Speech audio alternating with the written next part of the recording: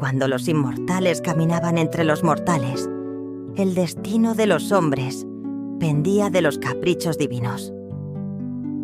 En el majestuoso reino de Troya, el joven príncipe París, hijo del gran rey Príamo, fue señalado por los dioses para tomar una decisión que cambiaría para siempre el curso de la historia. En lo alto del monte Ida, el príncipe se encontró ante una tarea tan sublime como peligrosa.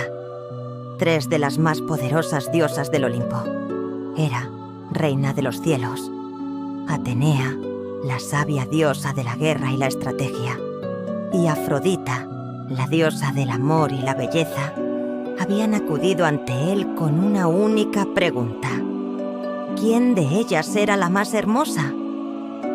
En su corazón, París supo que cualquiera de sus elecciones desataría la ira de las diosas rechazadas, pero su mirada no podía escapar de la promesa de poder, gloria y tentación que cada una ofrecía. Era majestuosa en su trono celestial. Le prometió el dominio sobre todas las tierras si elegía coronarla. Atenea, con la sabiduría de 1000 batallas, le ofreció la victoria en la guerra, haciéndolo invencible. Pero fue Afrodita, envuelta en un halo dorado de deseo y seducción, quien inclinó la balanza de su corazón. Con una sonrisa tan encantadora como peligrosa, la diosa le susurró una promesa irresistible. Si la elegía a ella, le daría el amor de la mujer más bella sobre la faz de la tierra. El corazón de París latió con fuerza. Helena, la esposa del rey Menelao de Esparta, era aquella mujer. Sin pensar en las consecuencias, el joven príncipe levantó la manzana dorada y con un gesto tembloroso la entregó a Afrodita. En ese instante, el destino de Troya quedó sellado. Las diosas se desvanecieron en la bruma del Olimpo, pero en el aire quedó flotando una certeza. El rapto de Helena traería consigo una guerra tan grande que ni los mismos dioses podrían contenerla. Bajo la luz plateada de la luna, cuando el mar Egeo se extendía como un espejo interminable, París navegó hacia Troya con su premio más preciado: Helena, la mujer cuya belleza superaba incluso los versos de los poetas. Afrodita, fiel a su promesa, había envuelto el corazón de Helena en un hechizo de amor irresistible, y así, París la llevó lejos de Esparta, lejos de su marido, Menelao, y de su hogar. Las torres de Troya, imponentes y majestuosas, se alzaban en el horizonte mientras la pareja llegaba a la costa. París pensaba que con la protección de la diosa del amor, el mundo sería indulgente con su osadía, pero no comprendía que había encendido la chispa de una guerra que devoraría imperios. Al descubrir la desaparición de Helena, Menelao sintió que su mundo se desmoronaba. No era solo el honor mancillado, ni el trono desafiado. Era el peso de una traición que ardía en su pecho como el fuego de la misma forja de Hefesto. La ira lo consumía, y su grito resonó desde los palacios de Esparta hasta las tierras más lejanas. No estaba dispuesto a aceptar la humillación sin lucha, y para ello acudió a su hermano, Agamenón, rey de Micenas, cuyo poder y ambición eran igual de vastos que su determinación. Agamenón, viendo en este agravio la oportunidad de consolidar su hegemonía sobre toda Grecia, no dudó ni un instante. Bajo su mando, las llamas de la guerra comenzaron a encenderse, convocando a los héroes más grandes que el mundo había conocido. Desde los oscuros confines del Peloponeso hasta las costas luminosas de Creta, respondieron al llamado. Aquiles, el invencible guerrero de pies ligeros, se preparó para la batalla. Odiseo, el astuto rey de Ítaca, afiló su ingenio para la guerra. Y el valiente Áyax, gigante entre los hombres, alzó su escudo, dispuesto a combatir. Juntos, aquellos hombres que parecían esculpidos por los mismos dioses, alzaron velas hacia Troya, buscando no solo recuperar a Helena, sino también vengar el honor de Grecia. El viento de los dioses impulsaba sus naves, y en el horizonte oscuro, el presagio de la destrucción empezaba a cernirse sobre las gloriosas murallas de Troya. La guerra se acercaba, implacable, y con ella, la tragedia que habría de envolver a héroes y dioses por igual. Y bajo cielos sombríos y mares encrespados, comenzó la guerra de Troya, una contienda que marcaría la historia con fuego y sangre. Durante 10 largos años, los dioses, desde el Olimpo, observaban con interés y furia cómo los hombres derramaban su destino sobre las tierras sagradas de Troya. Las lanzas resonaban como truenos y las espadas trazaban relámpagos en el campo de batalla, mientras el polvo de la guerra oscurecía los días y las noches. Aquiles, hijo de Tetis, brillaba como un dios. Su furia era incontrolable, su espada invencible. Solo su talón ocultaba la vulnerabilidad de su destino. Ningún guerrero igualaba su poder, y su sola presencia sembraba el miedo en sus enemigos. Héctor, primogénito de Príamo, era el más noble de los hombres y el incansable defensor de Troya. Su valentía era su escudo y su honor, tan alto como las murallas de la ciudad.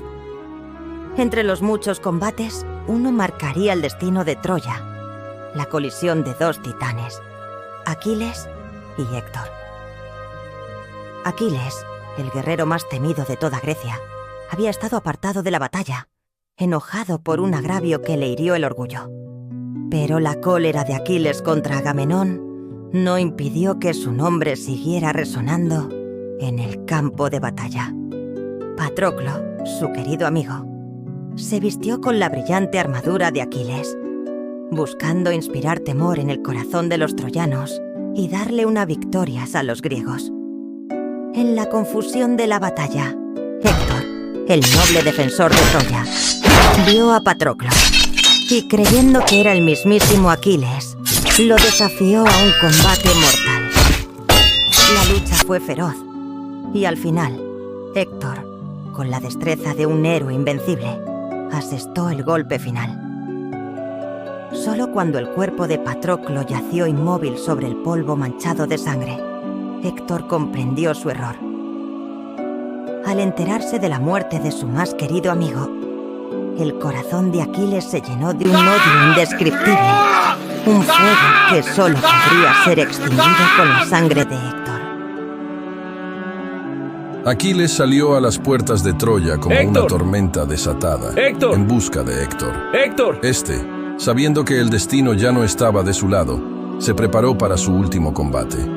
Con palabras de despedida a su familia, su corazón permaneció firme, decidido a luchar con honor, aunque eso significara su fin. Los 2 héroes se encontraron en las polvorientas llanuras, bajo las atentas miradas de ambos ejércitos. La furia de Aquiles era incontenible, alimentada por la venganza. Con un golpe mortal, Aquiles atravesó el pecho de Héctor, y el príncipe troyano cayó al suelo, susurrando sus últimas palabras, rogando que su cuerpo fuera devuelto a su familia. Pero Aquiles, cegado por la ira, negó ese último deseo.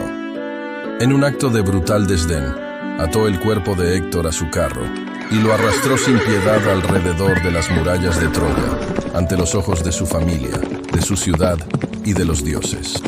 El rugido de la batalla cesó por un momento, y el polvo se alzó en el aire mientras los hombres observaban con horror y tristeza el destino de su héroe caído. Héctor, el noble defensor, había sido vencido, y con su muerte, el destino de Troya se oscureció. Aquel día, la tierra lloró la caída de 2 de los más grandes héroes que habían caminado sobre ella, Patroclo y Héctor. La guerra, incansable y cruel, reclamaba más héroes, y el destino aguardaba incluso al invencible Aquiles. Tras la muerte de Héctor, el orgullo y la furia de Aquiles parecían insaciables, pero ni siquiera los más grandes pueden escapar a su destino. En una batalla bajo los muros de Troya, el destino tomó forma en la mano de Paris, quien, con la guía de los dioses, tensó su arco y disparó una flecha mortal. La flecha voló como un susurro del destino, golpeando el talón de Aquiles, su única debilidad. El héroe, al que todos consideraban inmortal, cayó. Tras 10 años de sufrimiento y muerte, los griegos, exhaustos y heridos por la guerra interminable, buscaron una salida a lo que parecía una victoria imposible. El cerco a Troya no daba fruto, y los corazones de los guerreros estaban cansados. Fue entonces cuando la astucia de Odiseo, el más ingenioso entre ellos, alumbró un plan tan audaz como peligroso. Decidieron vencer no con la fuerza de sus espadas, sino con el engaño. Ordenaron construir un gigantesco caballo de madera, cuya majestuosidad lo haría parecer una ofrenda a los dioses. En su interior, ocultos como sombras, se escondieron los más valientes y letales guerreros griegos, dispuestos a dar el golpe final. Fingiendo una retirada, las naves griegas desaparecieron en el horizonte, dejando solo el enigmático caballo ante las puertas de Troya. Los troyanos, incrédulos al principio, vieron en este gesto la señal de su victoria final. Habían resistido 10 años, y ahora los griegos, derrotados por el tiempo y la fatiga, huían dejando una ofrenda de paz. Los líderes de Troya, ebrios de orgullo, decidieron introducir el caballo dentro de la ciudad, sin sospechar que al aceptar ese regalo, estaban abriendo las puertas a su propia destrucción. Aquella noche, mientras Troya celebraba su supuesta victoria con festines y cantos, la oscuridad escondía un destino terrible. Mientras los troyanos dormían confiados en su seguridad, los guerreros griegos emergieron del vientre del caballo, como fantasmas surgidos de la noche misma. Con sigilo y precisión, abrieron las puertas de la ciudad para su ejército, que había regresado bajo el amparo de las sombras.